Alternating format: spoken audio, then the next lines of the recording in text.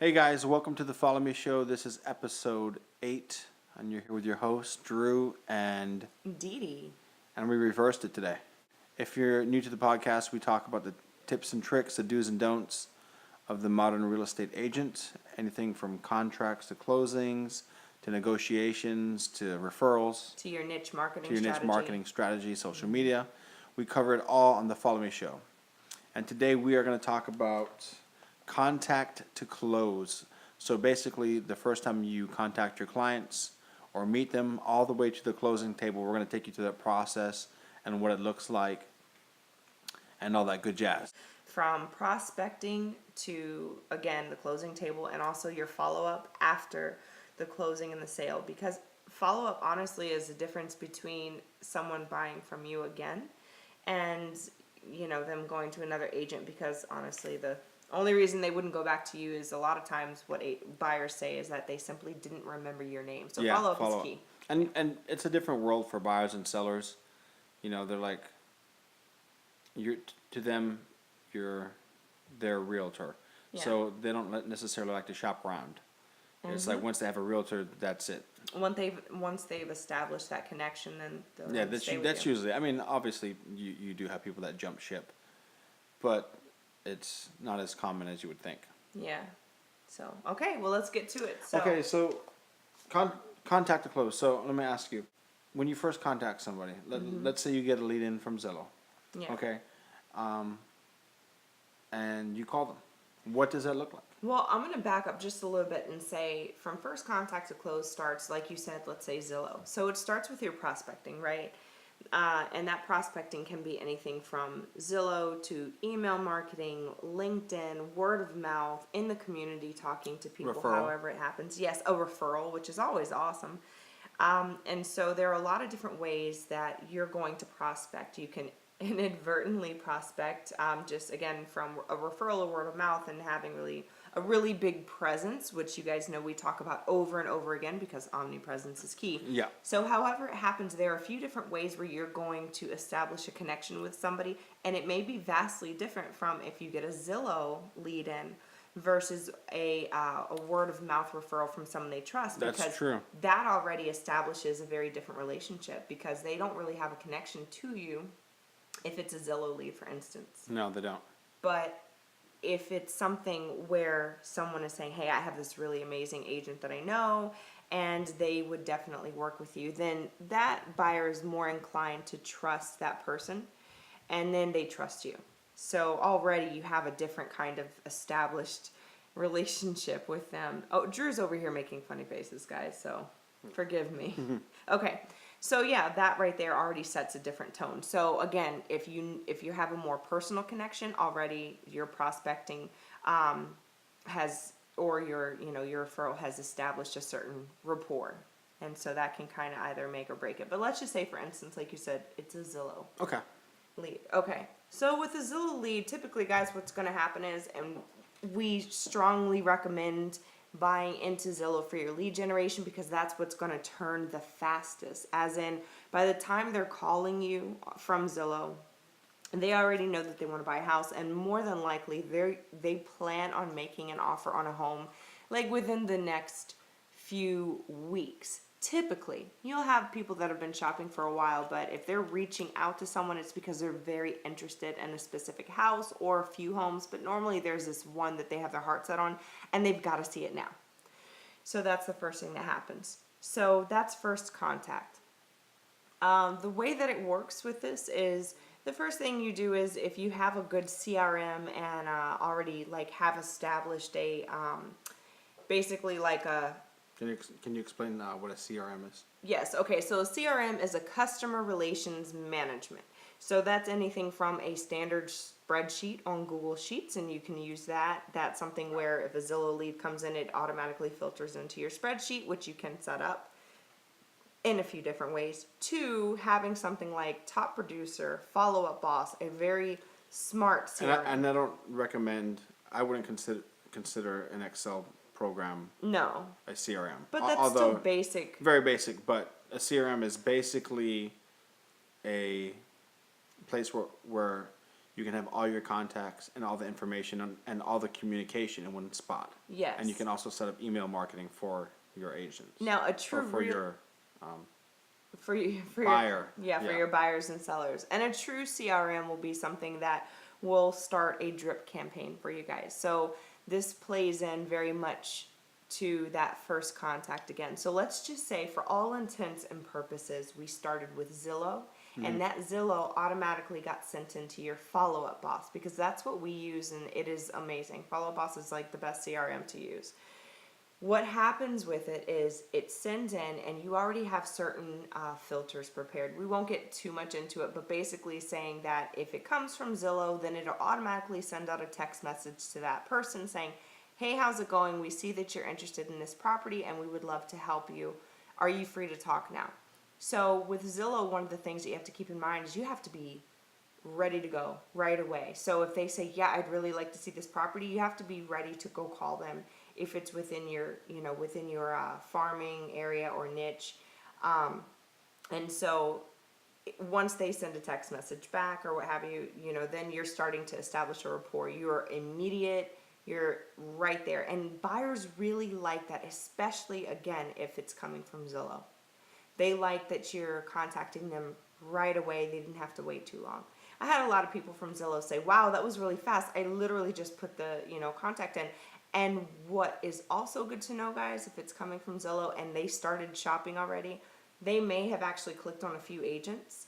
And they don't, buyers don't really differentiate between you or anyone else until they really get to know you. Yeah, and a lot of times these are first-time home buyers, so they don't necessarily know or understand the process or even what a real estate agent does. Right. Or the agreement that they're going to have with you once you start showing their homes. They don't really understand that, okay, if I start showing you properties, you can't go make an offer on that same property with another agent. So they don't understand that. And nor a lot of times they don't really care. They just want to see it. They just want somebody who's ready and available. So with Zillow, they are the kind of buyer that you have to be prepared if you're buying into that area. Either you have somebody who's on your team who's ready to help them, a showing agent, or if you're a single agent, you're ready to go ahead and make moves. Okay. This is where your online presence comes into play a lot too, because as soon as you send them information, you should be sending them your website, your name, and saying, hey, all of your social media profiles. Exactly. In the meantime, look me up. And that's why it's good to have the same handle for every social media that you have. Even add it and include it on LinkedIn in your profile. So that way, when they just put that handle in, they find you everywhere. And so it's like, oh, okay, I'm working with this agent. That's awesome. Yep. So that's the first thing. After that happens, the initial phone call can go a few different ways. But the most optimal way, I would say, is you call them, you establish a relationship, you make them feel really at ease, because again, a lot of these people may be first-time home buyers, especially if they're looking on Zillow and they don't already have an agent that they've partnered with before. So you're saying, hey, how's it going? I just want to find out as much as I can about you. So you're basically getting them to open up with them. Don't just lead it and say, here's me, this is why I'm awesome, this is why you want to work with me, let's go see this house right now. So you're saying, hey, I got this lead in, how are you doing? My name is DeAndrea with Follow Me Realty, or whoever. Well, you're saying, hey, how's it going? I see that you're interested in this listing. So while you're talking to them, if you haven't done it already before you call, and I suggest calling them before you go doing 15 minutes of research, because by that point with the Zillow lead, you may have lost them. Yeah, don't over analysis, and that's with, paralysis by analysis. Paralysis by analysis. Yeah, okay. I think that's the way to say it. And another thing is the same kind of goes with cold calling. Don't go research that person into the ground until you get yourself so psyched up that you don't call that person. So it's kind of the same concept. Yeah, don't look at their face. Oh, I don't like their face. Or they look like they're going to hang up on me. Yeah, don't do that. And We're saying this because we've done it. Yeah. We've both done it a lot of times. I don't know this guy right here. Yeah, so you just got to just boom, boom, boom, get them on the phone. So that's the first thing you do. You call them, say, hey, listen, I see that you're interested in this listing.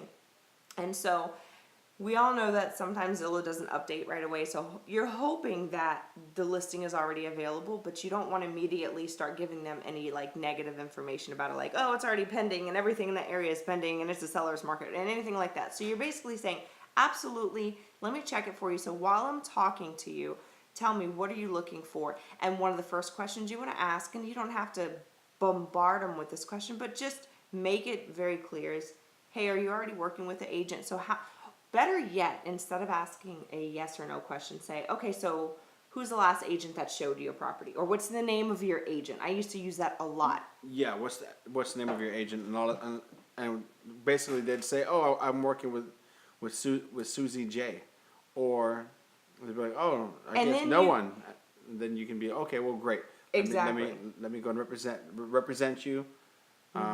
However you did it. So what I would say to them is, oh, you're not working with anyone, okay? Because sometimes it will kind of catch them off guard, which is what you want. You want them to answer you honestly. So they'll normally answer you honestly and say, oh, well, I'm actually not working with anyone. I haven't seen any homes. And that's when you take the opportunity to say, okay, that's perfect. I don't want to step on anyone's toes, so I just want to see. But I'd be happy to show you this property and really any other house that you're looking for. So let's go ahead and take a look. And that's how you get in the door. Really. Exactly. That's where you get your hook. And then a really good realtor told me one time. She said that, and she does pretty good. She sells a lot. She said that she assumes the position as their realtor. Yeah. So mentally, I guess once you make that click, that step, you can assume the position as their realtor.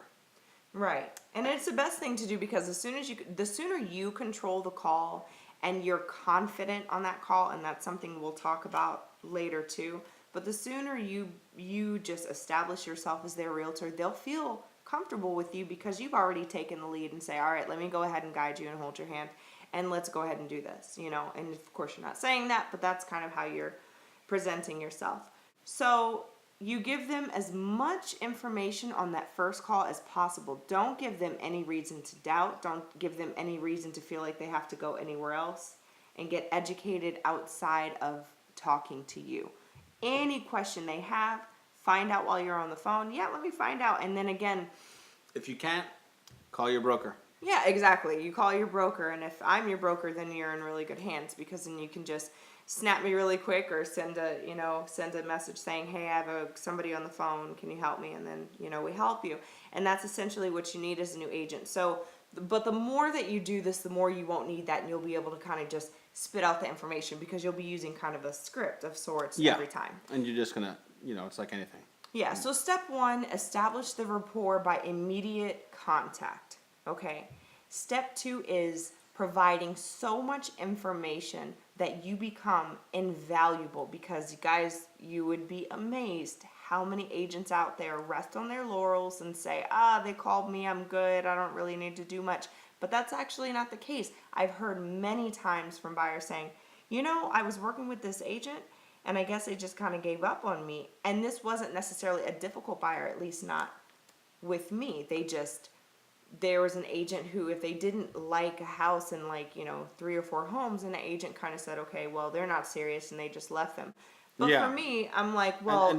And people have things that happen all the time. So Yeah. I wouldn't ever, if I was an agent and that happened, don't assume that they're ditching you or that they don't want to work with you. A lot of times people's lives get in the way. Right. Someone got sick. I got to go to mom's anniversary, whatever. Yeah, but when it comes to real estate, that can very well, as harsh as it sounds, it could very well lose you a sale. So the point is getting in contact with them very quickly and knowing what someone wants by asking as many questions as possible before you start spitting your whole pitch. Ask them questions first. What are they doing this for? And you can do it in a really non-invasive way, in a way that you're just like, act as if you're talking to an old friend. You have an accent. I noticed you're from New York. Yeah. I'm joking. No, actually, Drew's really good. There's a lot of New Yorkers in Florida. I used to love going on, especially the initial showings with Drew. And here's why, guys. I'm Mrs. Real Estate, right? But when I first started, I was more about the numbers and spreadsheets and let me give you all this information, but I did it kind of sometimes in a robotic way. Yeah. Yeah, I'm just like, why don't you just get this? I'm kind of a nerd. Drew would come in and say, oh yeah, I see, they'd be wearing a ball cap and they're like wearing. You're from Chicago. I'm sorry. Yeah, I'm sorry about the Bears because he's a Packers fan. And so there you go right there. He's establishing a rapport, and he immediately would loosen up the guy or even sometimes the girl, and it was awesome because then they let their guards down like immediately. So having that kind of balance to understand, and guys, if you have a really awesome partner that is willing to go on some showings with you sometimes or open house, that's such a good thing. I mean, we were always tag teaming that aspect with. So the second thing is, again, asking as many questions as you can, and then providing a lot of value through the information that you're giving. Okay, so you get the first call, right, on Zillow, and you're getting ready to go show them the house. You made the phone call and all that stuff, and they're saying, hey, I want to see this house in 32801, 32828, and you're like, great, I'm on it. Then what happens after that? For an agent, what you want to do right then and there is set the tone and say, okay, so I'm really glad you guys like this house, and they're probably going to be interested and say, hey, can you show me 5 others? That's when you stop and say, absolutely, okay, so this is what I want to do. I want to walk you guys through what we're going to do from here. This is kind of how it works. And again, you're doing this at the house because you want to get it in as quickly as possible. You don't want to prolong it. You let them know kind of what to expect during the process, what you're going to need from them for their lender or whatever, and all of that stuff. And also a very important part is the buyer broker agreement, saying, okay guys, so also one of the things that my office requires is a buyer broker agreement. Now this is where it can get kind of controversial because a lot of agents may feel differently about this, but I'll tell you, it's very good to have a buyer broker agreement because it basically establishes in paperwork, you're working with me, I'm working with you, there's no other parties involved, but you have it in writing. A lot of times you don't necessarily have to enforce it, but it's good to have it in writing because they know that you're serious, and also that they're not going to go call a whole bunch of other agents. And kind of feel them out. Like you may Right. not need that, or it may not even be a good idea for certain clients. But I know what I used to see you do that used to work really good. And you said, hey, listen, I'm gonna be showing you homes. Can you please sign this buyer broker's agreement? If you don't want to work with me, that's fine. But this is more to protect me and you. So if another realtor comes and this and that, we at least have this paperwork. Right. And I would always tell people to, like, especially if we had a meeting beforehand and say, okay guys, listen, here's a buyer broker agreement, take it home, see if you like it. You don't have to sign it before the first showing. If you like me, I like you, everything's good, then, no reason not to sign it. If you feel like, hey, I'm just not into this, then you just let me know. But just take it home. I always said, take it home. It was kind of like an afterthought, and that's how I acted like it was. And then you used to say, hey, listen, you used to make it clear, like, hey, I'm not going to enforce this. If you don't want to work with me, that's fine. Yeah, I would always say, you can tear it up for all, if you just say, listen, I found another agent I like better, I always let them know you're not contracted to me. Like, who hates being in a relationship with someone saying, but you said you would be with me forever? Yeah, but it will protect you, though. Yeah. If you have a client Who's in new construction, for instance? new construction, and then sometimes that's required with builders. We lost a few clients because we didn't have that. We had right. that one of our agent, I forget, it was like Christmas night or something, I forgot. One of our clients went to another house and put in an offer with the selling agent, and that was that.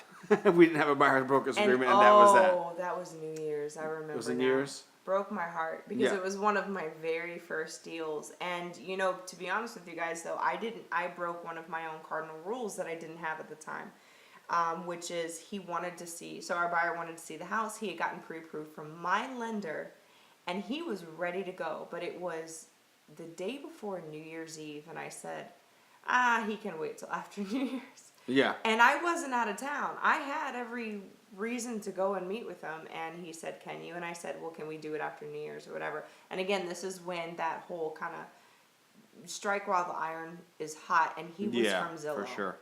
So actually, he was a call-in lead to our brokerage. So I really should have acted. And they're very similar to a Zillow, where if you have a call-in lead to your brokerage, That's true, I because mean, they're ready to go. they're Yeah. ready to go. It's the same thing. That's true. Yeah. And so I should have been all over it. He had a pre-approval for quite a bit of amount, So anyway, we lost it. I tried to call the buyer's agent and say, no, Hey, this is my client. And she said, do you have a buyer broker's agreement? And I didn't. All I had was a pre-approval. And she pretty much said, well, tough shit. She actually, that's pretty And she much was nasty about it. And she loved it. She Yeah. gloated. And the thing is, like, there was literally nothing I could do. So it hurts, Yeah, but Trial that and was error. a mistake And that was we one of learned those from. agents that I should have immediately, or one of those buyers that I should have gone out right away and showed them the house, and then I would have had the agreement signed, and everything would have been good. You go out to you go out, you show them the home. Let's say that you don't put in the offer. Okay, they see the home, they're like, I don't really like the home. And most of the time, that's what'll happen. Yeah, the ideal. I mean, if you get someone that said, this is my house, let's put a contract in, that's really awesome. Yeah. Cherish those moments. But let's say It's like the great white buffalo.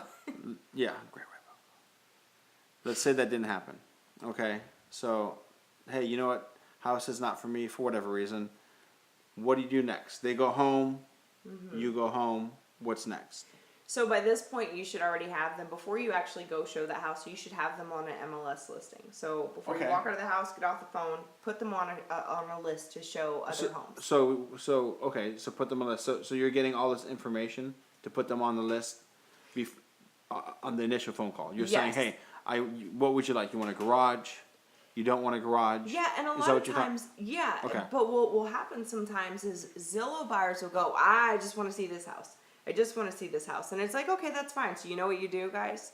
What you do is you put them on a list of similar homes to the house you're seeing right now. And as much as they say, I don't want this, but then when they go to see the house, they're like, this isn't actually what we're looking for. It's not in the right school zone or whatever it is, Then they're really happy that you started a list. And what they'll do is they'll come back and say, hey, you know what? I like the list that you sent me. Can you customize it to do X? The point is, you started them on a list. You got them going. You got them excited. So now it's kind of, it's like one of those. And for people that don't know what a list is or they're new, can you kind of break that down? Yeah. So, and it's basically an email that your clients will get that layout criteria. So they want a 3.2 under 240 single family home and 3.2824 Meadowwoods, right?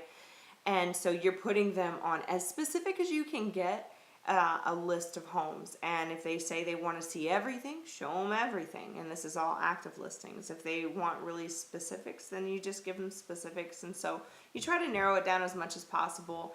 And based on the feedback that they'll give you, because they will immediately, your buyers will immediately start sending you emails saying, hey, actually, I don't want to see homes in X area, or, can you lower the price point, or up the price point, or what have you. And you just do it really quickly, and it's a really easy thing to do. So most MLS systems will have an automatic email that goes out anytime there's a updated listing, a new active listing that comes on the market, a new home. Then it'll send it out to them. And so it's like a drip campaign that is on automation, just full of homes. Okay, that's exactly what I wanted you to answer. Was the MLS thing? Because that confused me when I first started buying homes. What? The MLS. Why? I don't know. When I first got out of the military and I went to go buy my first home, my agent put me on the search list, and I don't know, I was confused by it. So you were confused that you were getting emails? Yeah, I was like, why am I getting emails? Oh, well, and then you also tell them, the initial email will almost always say, hey, listen, here's your own portal to access these listings based on the criteria that you gave me. So what I used to put in a subject line, because sometimes buyers will want more than one type of homes to be sent to them, or maybe more than one, but they don't want it all in the same list. And so you say, hey, here are the homes in this area. Here are the single family homes in this area. So you just let them know ahead of time. Okay. So now you've established a rapport, per se. You made a good first impression. You showed them the first house. They said, put them on the list before you even showed them the house. Yeah. Showed them the house. They go home. You go home. Now what? Now is the time where the whole showing aspect begins. And this can last, I mean, anywhere from maybe a few weeks to sometimes, not ideally, but a few months. It just depends. Normally, people are ready to kind of, especially in Florida, in Central Florida, they're ready to pull the trigger rather quickly. So if they find a thing they're looking for. So although you're putting them on this email list, you're also on the other end, you're kind of narrowing a few homes out. And don't be surprised, guys, when they're still going to Zillow, sending you screenshots and saying, what about this one? You didn't send me that home. What's up with that? And that house might be pending and they think that you're holding out on them. So again, you're being really objective. You just send them the information as it comes. You're really there just to kind of be like that Q&A person. Whatever information they ask for, you give it to them. And if they don't already have a pre-approval, then you're letting them know, hey, you're going to need this pre-approval. You're going to need this pre-approval. And you do this in the kindest of ways. So I would say one of the following. Some people don't want to get a pre-approval, which is, in my opinion, you have to have it. During that second showing and every showing after that, you either have to have proof of funds or you have to have a pre-approval. There's really no way around it, because if they're not willing to do a pre-approval, you have to wonder why. What if they say, hey, my family has money? If they say your family has money, that's perfect. So you have one of two things: pre-approval or buyer-broker agreement. And again, you guys can take this with a grain of salt and say, I can't do that because I don't want to lose this client. You should not think like that. Oh, yeah. If you're you should not think about losing. yeah. Don't think about winning. Don't think about losing. Well, if you're worried about losing one client, then you don't have enough people in your database and you need to start prospecting more. That's for definitely another podcast. But still, I firmly believe you either need a buyer-broker agreement saying, hey, we're working together. But that still doesn't guarantee that they can buy a home, but it's some kind of assurance, right? Yeah. And then, or you have your pre-approval. I'd say at least one or the other, but optimal circumstances is you have a pre-approval, or again, if they're cash, then, you know, you kind of got to feel that person out and see how they are and just know for yourself. It's going to be a lot of intuition with real estate. It's like dating. I say this all the time. Real estate is a lot like dating. You have to kind of feel out the vibes of the people. If you feel like they're really skittish, there's probably a reason why. It might be you, but it might just be that they're skittish because they know they can't afford it. And I've had those situations. Yeah, but don't think it's you. I mean, go back and do the checklist. Yeah. Was I confident? Did I show them the homes? Did I provide the information they asked for? So, and you'll know really quickly. Yeah, so, before you think it's you, go back and Yeah. check yourself and make sure that it's not you. And if it's not you, hey. Then it's time to start Houston, we have a problem. Putting some big boy pants on or big girl pants on and saying, hey guys, listen, you trust me as your agent, right? And I'm going to share just a quick story. Okay. I had a buyer who really wanted to see a lot of houses, and she was so sweet. She wouldn't get a pre-approval. No matter how many times my lender called her, she would not talk to him. So I leveled with her one night and I said, hey, listen, and I'm not going to name any names, but I said, she had like 3 kids and they were all going to move in with her. And so I just called her and said, you have kids, I have kids. I just want you to understand that I'm showing you a lot of homes, and I just want to know that I'm the agent you're going to be working with. I said, I'm sure you can understand this is my livelihood. Now, I have never had to pull out this card before until this time, but she was a mom, and I could level with her on that level and say, I understand you don't want to get a pre-approval because I kind of knew at that point that she wasn't sure. She was really scared. She wasn't sure if she was even going to be able to see home, be pre-approved, but she really wanted to see homes. And I said, all I need to know is within the next 2 weeks, can you do me a favor from a mom to a mom? Can you get a pre-approval? And she immediately was like, you know what? I totally understand, because again, I explained, it's kind of my livelihood. This is really like pulling out all the stops sort of thing. And she did. She got it. And unfortunately, she didn't get pre-approved. But the thing is, I was lending my time so much that she referred me to so many other people. So that really helped. And But again, too, if they don't get pre-approved, a lot of people are afraid they're afraid of bad news, Yeah. And they're like, oh my God, what happens if I have to wait 2 years? I want my house now. Right. Blah, blah, blah. Well, this was a buyer who wanted to go out every single day for months on end. So I had to get her to level with me. So that way, and then once it did, once she got it, she was denied, and we had to kind of end it right there. I referred her to a property management company for a rental. But the thing is, you have to feel that person out. Okay. Yeah. Okay. So let's say this is great. We're showing homes now. The question I have for you is, we're past this little stage, right? And we're starting to show homes. What do you do when you start showing more homes? Like you're with them now for about maybe a week. You're showing 3 homes a day, or maybe 3 homes every other day, 3 homes a week, whatever the case may be. Is the process the same? Are you hanging out with them more? Are you talking to them more? Are you being more personable with them when you're doing these showings? What's that like? Well, for the showing process, that whole thing is the best way to do this. And this is whether it's a Zillow lead or this is a word of mouth referral. It really, at this point, you should have kind of like that standard, or that level playing field is the best way for me to say it, where you're showing homes, you guys have established a rapport enough where they keep coming back to you, right? So when you're showing the homes, yes, you're being professional above all else, but you're also really easygoing and talking to them. You uphold the same standards of if a camera was on you at all times.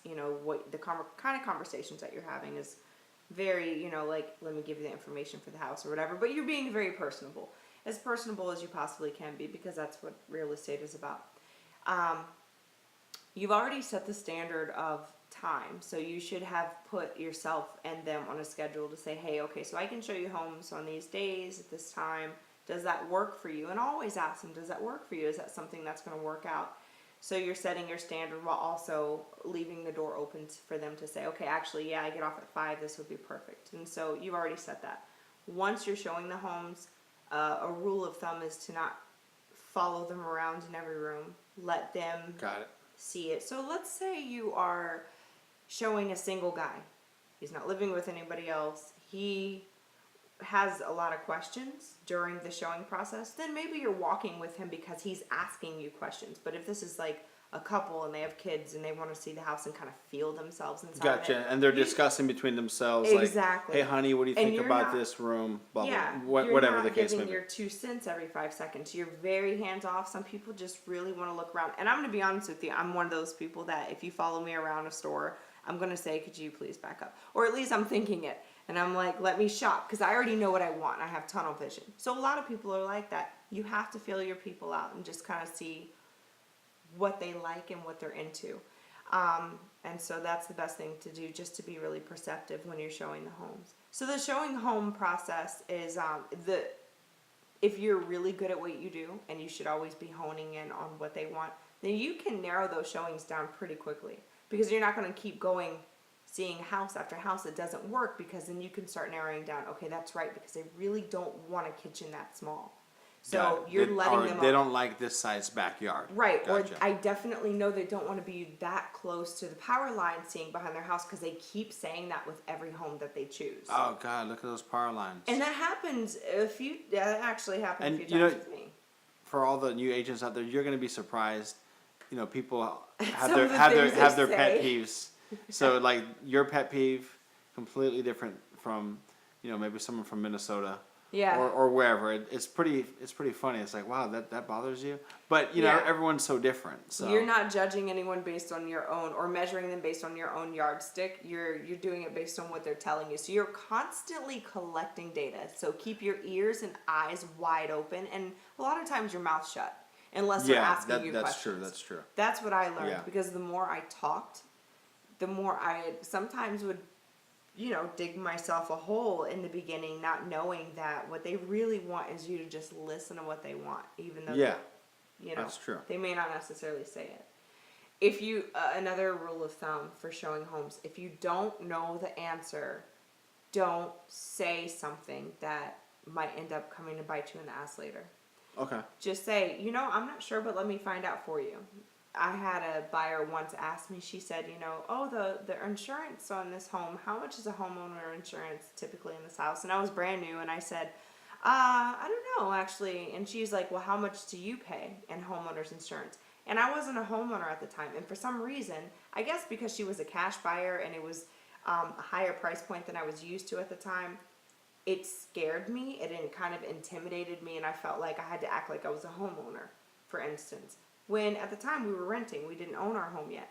So I just said, I don't know, let me find out. But don't let certain circumstances intimidate you. If you genuinely don't know, and say, you know what, let me find out. Oh, well, how much do you pay? I don't pay. I don't pay homeowner insurance. Whatever it is, just don't feel like, okay, Yeah, now I have to that's true. put on this persona.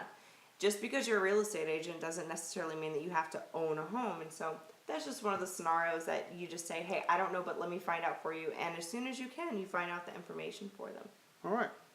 So we've shown a few homes, pre-approval. Zillow phone call went beautiful, all that good stuff. Mm-hmm. Now we find the house we love. Yes. All right. Hey, DeAndrea, I love this house. This is my kid's house. This is my house. What do you do? So let's say now, yeah, they really want to make an offer on the house. By this point, you already know that at least the credentials as far as finances and all that stuff, they can do it. They can basically match with what the seller is looking for. So the next step is letting them know, okay, no worries, I'm going to find out as much information as I can from the listing agent. You call the listing agent, and we talked about this on how to negotiate the sale before. You're calling the listing agent and you're basically doing the whole schmoozing thing like, hey, they really like the house and we'd love to ask more questions because they can see themselves here. They want to go ahead and make an offer. So you just let them know off the bat they do want to go ahead and make an offer. So we want to ask them questions. It's good to tell a listing agent they want to go ahead and make an offer because it gives them Their some ears incentive. perk up. Exactly. That's They're true. excited. Ears So perk instead of up. you asking 20 questions with no intention on making an offer, you're telling them right away, yep, they want to go ahead and make an offer. So they're like, okay, they're willing to comply. So from that, you're breaking away from the buyer aspect and you're going to the listing agent. You're getting what you can out of that, right? So let's say everything goes well, you give the information, you tell the buyers, hey, this is the situation. Let's go ahead and see about let's go ahead and make an offer. So sometimes you'll have buyers who are apprehensive because they're like, are we really going to do this? Oh, I don't know if we're going to do this. And then they get really nervous and they say, yeah, let me think on it. If that happens, guys, say, sure, no problem. Let me know. Hey, just a heads up. This is what's happening. So if there are other offers on the table, let them know. If there are not any other offers, that's fine. You don't say that there are if they're not. Do not push the buyer into making an offer, guys. That's one of the worst things you can do. You think you're doing yourself a favor by doing that because you're like, well, they're going to lose it if they don't, or I really want to stop showing homes. Don't do that. Well, if you want to So- start showing homes, you shouldn't have been in real estate. Basically. Yeah. So from there, you say, okay, no problem. But if they're like, hey, yeah, okay, we want to go ahead and make the offer. So this is where,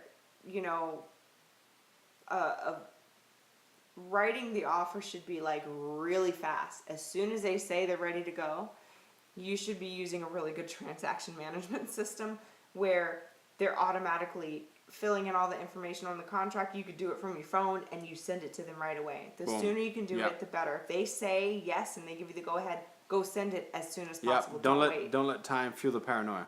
So the offer process is basically just get it signed, send it over, and go from there. And then then you just see what happens from there on their end and just let them, Okay. So Go so this is an ideal world. Mm-hmm. Offer gets accepted. Clap, clap. Yep. Everyone's happy. Right? What do we do now? Right. So you send them an email to say, hey, this is what's to expect from here. And you want to lay it out as basic as possible in layman's terms. So, here's what we're going to do from here, and this is what I'm going to take care of. So instead of them saying, you have to do this, and you have to do this, and you have to do this, just laying it out in a way that's just like, okay, so this is what this is what's going to happen and this is what I take care of. So on this date, make sure that you have this going forward. And then you let them know that in a phone call as well, saying, okay, just expect that this is going to happen. There's a lot of paperwork involved, right? So basically, once the contract gets accepted, right? Right. You have a lot of paperwork from the lending side. Oh, yeah. From the buyer side. You have to schedule the inspection. You have to wait for the appraisal to come back. The title company on their end is doing stuff for the seller's end. So there's a lot of stuff involved. There are a few contingencies that you have to get through. And just keeping your buyer updated as much as possible and not ever feeling stressed. So when you start to feel them get stressed, that's when you kind of get really low key and say it's okay, because you're there to kind of be that sometimes sounding board, not for them to necessarily complain every 5 seconds. You really are. You're so much more than a real estate agent. You're a friend. You are a negotiator for them. You've got their back. And so at this point, this is when your real estate skills really come into play more than just showing the homes. You are making sure that the process goes as smooth as possible, at least seemingly. Once it gets under contract, there's so much involved. Yeah. So much involved. So could you give me an example of, maybe without naming any names, one of your buyers that was just calling you every other day, freaking out? Oh my gosh, I could give 1,000. Yeah, well, can you just kind of give the the examples and maybe the check marks of what to expect on a lot of first time home buyers? So I'm gonna give you guys an example of someone who, and they were such a lovely couple. The husband had purchased a home before, but the wife, and this was his second wife, she had never bought a home before, Love so the she second was. wife. And she was much younger. So she had never purchased a home before, so she had tons of questions, and they ended up actually backing out of one of the initial contracts that they had because they felt like it was going to be too much in their mortgage payment, which is really interesting because the second home that they purchased was maybe $50 less per month. And so that's another thing that, for me, it was kind of hard to wrap my head around because I'm like, guys, you got to look at the mortgage payments. I mean, that's $50 extra per month for this amazing updated home versus one that's in, under construction. And they ended up going for the one that needed a lot of TLC. But it was their decision. So even though I'm thinking, what the hell? It didn't matter. Yeah, all that mattered was it's not what they wanted. And a lot of head scratchers. It's okay though. And it's hard, even as I'm thinking about it, thinking why? But why? I think I remember that. I think I remember that. It was so perfect. Yeah. And the listing was with my own brokerage too, so I knew that they'd be in good hands. But anyway, the second home that they went under contract with, so there were a few things that arose. They weren't really big things, but it was worth a lot of phone calls to me. So we went through the inspection process, and I always recommend partnering with your own home inspector because it makes the situation easier, the communication about the inspection report easier with the buyers too. If they're very gung-ho on finding their own inspector, although that's their decision, that's one of those things where I really try to set the standard with clients to say, if you follow us on Twitter, I actually have some funny tweets about that very thing. About basically if they come in with their own home inspector that they've never used they never used before, hey, shit's gonna happen. Deal's probably gone. Yeah, basically. Actually, yeah. And it's funny because the second contract I ever went under, the buyers insisted on their own home inspector. They refused to use the one that we loved and knew and trusted, really. Yeah. At least our team did anyway. And I went with another experienced agent on the inspection. The guy was like an hour late, and he just pointed every little thing out to our buyers, and they were all really standard things. And the other agent, but here's the thing with inspections. There's standard things like, okay, this here, this here, this here, but the guy was selling it to them like it was the end of the world. It's horrible. Oh, you got to come look at this. Like the whole time. Oh, and the other agent I was with, he just shook his head and he said, hey, in case you haven't realized by now, the deal's gone. And I said, why? And he said, well, look what's happening. And he said, so that's one of those things that you really do have to set the standard with your buyers to say, listen, I have your best interest at heart. There's I no have a very scheming good- to have, yeah. to be had. I have an excellent inspector that will give me the actual information, probably more than any other inspector, because he knows me and my standard. So if you put it to them like that, then they're like, okay, I want to use who you're using, you know. And again, the more information, more value you're providing, the more they'll trust you with everything that you say. So that's the end goal, right? But anyway, so the contract that we had with the specific house, they had a lot of questions. They had a conditional loan approval, which is what you get right before you're going to close. Maybe like a week before you close, you get your loan approval, right? But we had a conditional loan approval, which basically was contingent upon our buyer sending the tax returns again.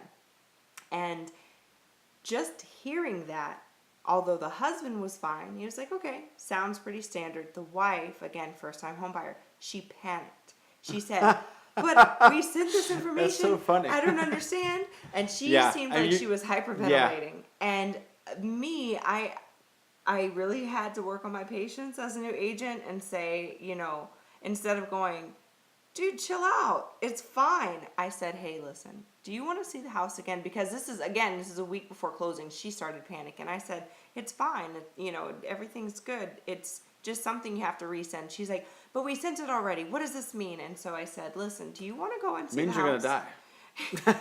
It's all Don't say over. that. Don't say that. By the way. So I got her excited again because thankfully the house was actually right down the street from where I live and right from where she lived. So I was like, why don't we just go take a look at the house again?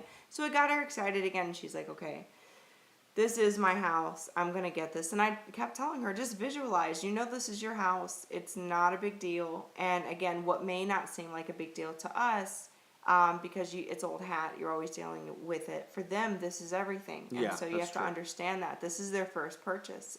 And again, we're saying if it is a first-time home buyer, which a lot of times, with Zillow especially, it is, and given the price point. So that was what happened with her. They had a conditional loan approval. The inspection was okay, a little bit rocky, but everything that happened, she kind of panicked and called me the entire time. Yeah, and I I remem- really I wanted to be remember like, this. I need you to leave me alone because I have like 15 other clients. But you can't say that. You have to say, hey, listen, I'll get to you when I can. And a lot of times you have to just repeat yourself over and over. No problem, I'll get to it when I can. No problem, I'll get to it when I can. So, yeah, that was an interesting one. All right. So everything goes great. Okay, or maybe not great. Maybe it's pretty rocky. You know, you have some help them hiccups. through the process after the contract is signed. What's next? So after that, let's just say if it's finance, a loan is approved, and you're gonna go to the closing table. You get the clear to close. Yay! So we're all here. You have the clear to close, and everything is wrapped up. So as an agent, what you're doing now is just preparing all of you have the title company mainly preparing all the documents and the lender, but you're preparing the buyers on what to expect, which at this point is just, hey, this is what you bring to the closing table, which is really minimal. Your IDs, essentially. And then you go to closing. From there, it's really kind of a breeze. Once you get that clear to close, it's such a huge relief for everyone. But after that, after you close, you're sending them, and it's always good, guys, to get them a housewarming gift. You know, a closing gift is really nice. It does leave a lasting impression for your clients. Yeah, bottle of wine. I always give wine. Wine. Don't give wine to an ex-alcoholic. Yeah, that wouldn't be good. And if it's like $1 million buyer and up, honestly, just depending on the price point, I would even be inclined to help them with something a little more major. Like, it would be awesome to get them maybe a gift certificate for U-Haul. Take us to the Movers. magic game. Something awesome, you know. Otherwise, again, a bottle of wine, you can't really go wrong with adult buyers. And that's the gist of it. Now, what happens after closing is what I would do is have some kind of drip campaign going out where it's kind of like a weekly thing for the first month. Like, hey, hope you guys are doing well. Let me know if you have any questions. And can you briefly explain drip campaigns? And So, yeah, the drip campaign is something that you can start on a lot of different places. So, again, we talked about Follow Up Boss, where you basically have this automated email that goes out, and it's called an action plan, where Follow Up Boss will automatically send out emails. You can do it during the prospecting phase, during after, for follow-up, or really anytime you set it up, and you can just start a plan based on that person. Or you can do it on MailChimp, where if you're sending like email blasts to say, hey guys, open house this weekend, and you're sending it to all your contacts, your LinkedIn contacts, your old clients, your new clients, your prospective clients. There are a lot of different ways you can do email to it. Basically, automatic marketing emails for yourself to follow up and keep in contact Yes. with your clients. Exactly. Gotcha. Yeah. And that's it. I mean, that's the whole rundown of what a closing looks like. Wow, I'm exhausted. I'm exhausted. After talking about it. I need I'm more tired. wine. Yeah, I'm I need tired. another bottle. I'm tired. I'm like, wow. That brought back a lot of Yeah, old I know. memories. I'm like, I'm not feeling so good all of a sudden. Well, don't say that. We're not going to discourage joking, you guys. joking. But yeah, that's the gist, guys. I mean, I feel like I've been talking for a long time, but that's what it looks like to be a buyer's agent. And again, there are so many facets. There are so many ways, but that's kind of like the gist of how you would start from a Zillow prospecting to the closing table and then after that. And then pretty much, you know, Zillow and or, you know, maybe like a referral or someone else as far as it pertains to the buyer's agents, the process is all the same once you get past that initial conversation. So we just use the Zillow as an example. The beginning is a little bit different as far as how you're going to talk to them. But it's all the same process once you get into showing the homes. Yeah, the main thing is just getting a rapport going in the very beginning, and then also there are going to be some times that you have buyers where you have to set your standard really quickly, where they might want to take a little bit too much of your time, or you have people that are really hands off and they're really awesome and they're like, hey, let's I'm see a paying house. you $6,000. You working for me, 24/7. Oh, and I have had those buyers before, and I've had to say, hey, well, this is what it is. So you just make sure that you have a really good hold on your time. And again, providing a lot of information. That's where your partners come to play really well, like a really good lender partner, a good title company on the seller's end, a Yeah. good transaction coordinator, just good people, your dream team. And we should do a podcast on that, about hiring your dream team, We do like that? all the components. We haven't, and Oh, we wow. should Okay. definitely do Gotcha. that next. So this was part 2. This was part Or, 1. This is part 1. The